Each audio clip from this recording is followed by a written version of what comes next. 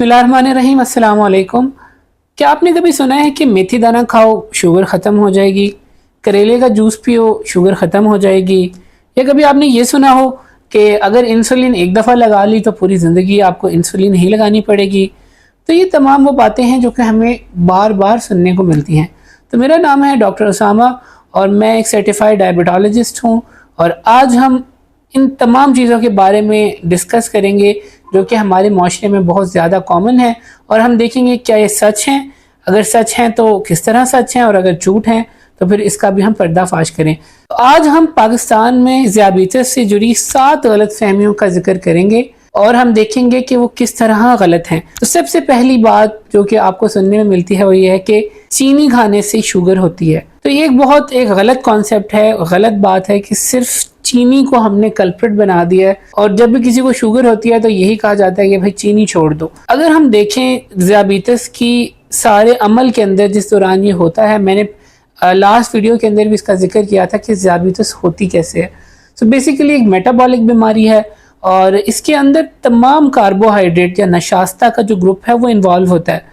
हम लोग चीनी तो छोड़ देते हैं, लेकिन हमारी रोटी उसी तरह रहती है, हमारे चावल उसी तरह रहते हैं, हमारा मैदा उसी तरह रहता है, बाकी लाइफस्टाइल भी वैसा ही रहता है। चीनी सिर्फ एक जुज है। जो तमाम ग्रुप है चीनी का, जो ग्रुप है वो नशास्ता का ग्रुप है, कार्बोहाइड्रेट का ग्रुप है। इसमें तमाम वो चीज़ें आती हैं जैसे कि चीनी, मैदा और मैदे से बनी हुई तमाम अशिया, आटा, आटे से बनी हुई तमाम अशिया, इसके साथ साथ फलों का ग्रुप भी कार्बोहाइड्रेट शुगर्स होता है, इसके साथ साथ कुछ वेजिटेबल्स भी। लेकिन जो फल और वेजिटेबल्स होते हैं इनके अंदर फाइबर की मिकदार भी ज़्यादा होती है। इसी तरह चावल, ठीक है, चावल भी नशास्ता का ग्रुप है।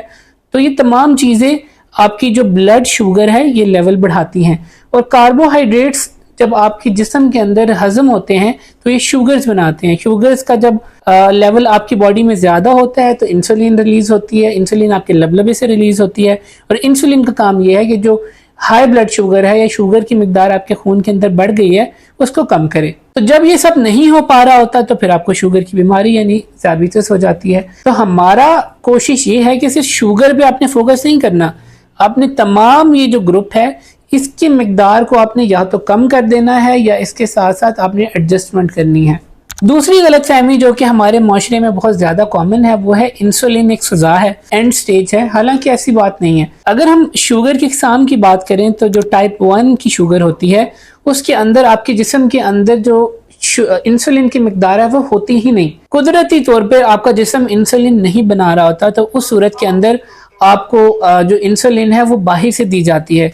इसी तरह जो टाइप 2 डायबिटीज़ है यानी दूसरी किस्म की डायबिटीज़ है, उसके अंदर भी एक स्टेज ऐसा आता है कि आपकी बॉडी इंसुलिन बनाना ख़त्म कर देती है। तो उस सूरत में भी जो शुगर को कंट्रोल करने के लिए इंसुलिन लगाई जाती है, और इसमें लगाने में कोई कबाहत नहीं, बस इसमें ख्याल ये रखना होता है आपका जो शुगर और जो इंसुलिन का लेवल है वो बिल्कुल एक तरह से ठीक हो, कि जितनी आपकी शुगर बढ़ रही है उसके हिसाब से आप इंसुलिन के यूनिट लगा रहे हो।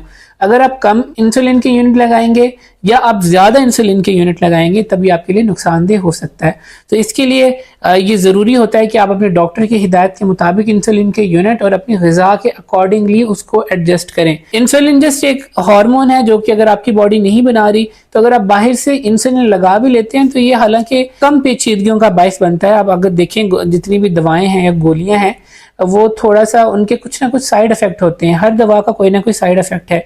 लेकिन इंसुलिन एक वाहिद ऐसी चीज़ है जिसका अगर सही मिकदार के अंदर आप इसको इस्तेमाल करें तो इसका कोई साइड इफेक्ट नहीं है, बल्कि इसका फ़ायदा ही है। और अगर आप इसको अपनी रूटीन के साथ सेट कर लेते हैं तो आपकी शुगर बहुत बेहतरीन लेवल पर सेट हो सकती है। तीसरी गलतफहमी, बहुत से ऐसे टोटकों का इस्तेमाल और ग़िज़ा की तरफ तवज्जो ना देना। आपने सुना होगा कि मेथी दाना, करेला, दारचीनी और इसी तरह कड़ी पत्ता, ये तमाम चीज़ें आपकी जो शुगर है उनको बहुत बेहतर तरीके से कंट्रोल कर सकती हैं। लेकिन तहकीक हमें ये कहती है कि ये चीज़ें कहीं ना कहीं जाकर आपको फ़ायदा पहुंचाती हैं। इनका मेन रोल आपकी शुगर के कंट्रोल में नहीं है। मेन जो आपका कंट्रोल जो चीज़ कर सकती है वो आपकी ग़िज़ा है, वो आपकी वर्जिश है, और इसके साथ साथ आपकी जो दवा है वो एक बहुत अच्छा कॉम्बिनेशन हो सकती है। लेकिन इसके साथ अगर आप इन चीज़ों को इस्तेमाल करें तो इसमें कोई कबाहत नहीं है। لیکن اگر آپ کہیں کہ میں کڑی پتہ یا پھر میتھی دانہ استعمال کر لوں گی، باقی دوائیں میں چھوڑ دوں، تو اس کا کوئی فائدہ نہیں ہے۔ ان چیزوں کا فائدہ بھی تبھی ہوتا ہے جب آپ کی ڈائٹ بہتر ہو، آپ کی ورزش بہتر ہو، آپ کا کنٹرول بہتر ہو۔ تو اگر آپ ان چیزوں پر انحصار کریں گے اور اپنی ڈائٹ پہ کنٹرول نہیں کریں گے، اپنی دوا کو کنٹرول نہیں کریں گے، تو دیر آر چانسز کہ آپ کی جو کمپلیکیشنز ہیں یا پیچیدگیاں ہیں وہ بہت زیادہ بڑھ جائیں۔ چوتھی غلط فہمی یہ ہے کہ اگر مجھے علامات نہیں ہو رہی، مجھے شوگر کیسے ہو سکتی ہے؟ اکثر ایسا ہوتا ہے کہ علامات ظاہر نہیں ہوتی شوگر کی، جن کے اندر بھوک کا لگنا، پیاس کا لگنا، بار بار پیشاب کا آنا، یا انفیکشن بار بار ہو جانا، یا انفیکشن کا ٹھیک نہ ہونا، یا ان میں سے کوئی ایک علامت ہو سکتی ہے۔ تو اس کا مطلب یہ نہیں کہ آپ کو شوگر کی بیماری نہیں ہو سکتی، کیونکہ شوگر ایک خاموش بیماری ہے۔ جب تک کہ شوگر آپ کو معلوم ہوتا ہے کہ آپ کو شوگر ہو گئی ہے، تو اس وقت تک آپ کا 50% تک آپ کا جو لبلبہ ڈیمیج ہو چکا ہوتا ہے۔ یہ اکثر خاموش بیماری کی طرح آپ کے اوپر حملہ آور ہوتی ہے۔ تو یہ نہیں سمجھنا چاہیے کہ اگر آپ کو علامت نہیں ہے، اسپیشلی اگر آپ کے خاندان کے اندر شوگر ہے، آپ کے والد، والدہ، نانا، نانی، دادا، دادی، یا آپ کے بہن بھائیوں کے اندر شوگر ہے، تو تب آپ کو بالکل خیال کرنا چاہیے کہ ہو سکتا ہے آپ کو کوئی علامت نہ بھی ہو، تب بھی آپ کو شوگر ہو۔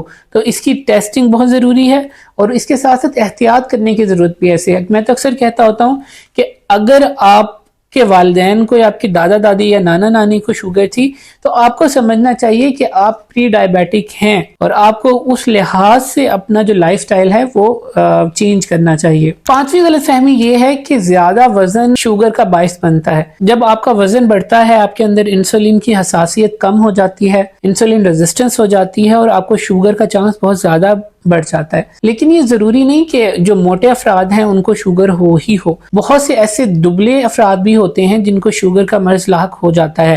آپ کی جینیات، آپ کی غذا، آپ کی جسمانی حالت، آپ کی مینٹل سٹیٹ یعنی ذہنی سٹیٹ بھی بہت زیادہ امپیکٹ کرتی ہے ڈائبٹیز کا جو آنسیٹ ہوتا ہے، یعنی ڈائبٹیز ہونے کا جو خدشہ ہوتا ہے۔ بہت سے ایسے لوگ ہوتے ہیں جن کو سٹریس کی کنڈیشن ہوتی ہے، یا ان کو ذہنی بہت زیادہ پریشر ہوتا ہے، تب بھی ڈائبٹیز ان کو ہونے کا چانس بہت زیادہ بڑھ جاتا ہے۔ تو اگر آپ دبلے پتلے ہیں اور آپ کی فیملی ہسٹری ہے، تو آپ کو سمجھنا چاہیے کہ آپ کو شوگر ہو سکتی ہے۔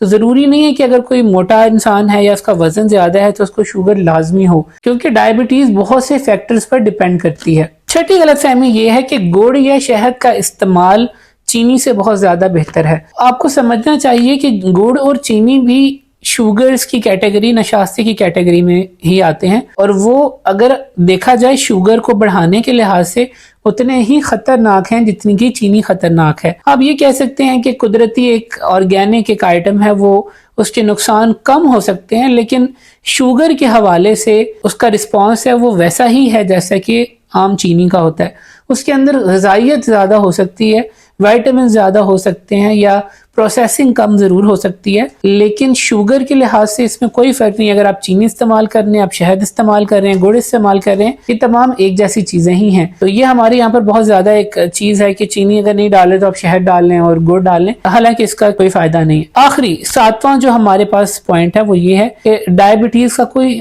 حل ہی نہیں ہے۔ یہ بات بالکل ٹھیک ہے کہ ابھی تک مستقل علاج ذیابیطس کا ابھی تک دریافت نہیں کیا گیا، لیکن ڈائبٹیز کو بہت اچھی طرح سے مینج کیا جا سکتا ہے۔ وہ مینج کیسے کیا جا سکتا ہے؟ آپ اپنی غذا پر فوکس کر سکتے ہیں، آپ اپنی ایکسرسائز پر فوکس کر سکتے ہیں، اس کے ساتھ ساتھ اپنے لائف سٹائل کے اوپر فوکس کر سکتے ہیں۔ یہ تمام چیزیں ایسی ہیں جو کہ آپ کے کنٹرول کے اندر ہیں۔ اس کے ساتھ ساتھ کچھ چیزیں ایسی ہیں جو کہ بہت زیادہ آپ کو ہیلپ آؤٹ کریں گی۔ ان کے اندر آپ کا ایک پرسنل پلان، ایک ڈائٹ پلان جو کہ کوئی ماہر غذائیات آپ کو بنا کے دے گا under supervision of a doctor, وہ بہت زیادہ آپ کی مدد کر سکتا ہے۔ اسی طرح اپنے ڈاکٹر سے مسلسل اپڈیٹ میں رہنا اور اپنی شوگر لیولز کا ریکارڈ بنانا، یہ بھی آپ کے لیے بہت زیادہ ہیلپ فل ہو سکتا ہے۔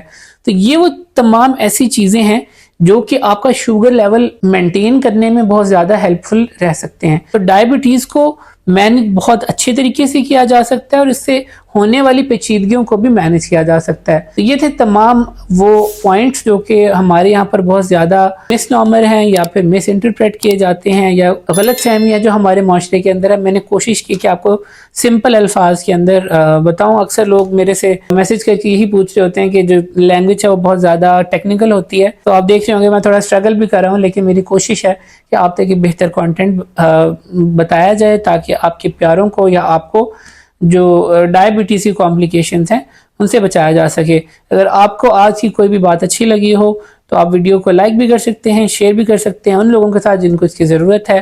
یقیناً ایک صدقہ جاریہ ہے۔ اگلی ویڈیو تک کے لیے مجھے اجازت دیجیے گا۔ اللہ حافظ۔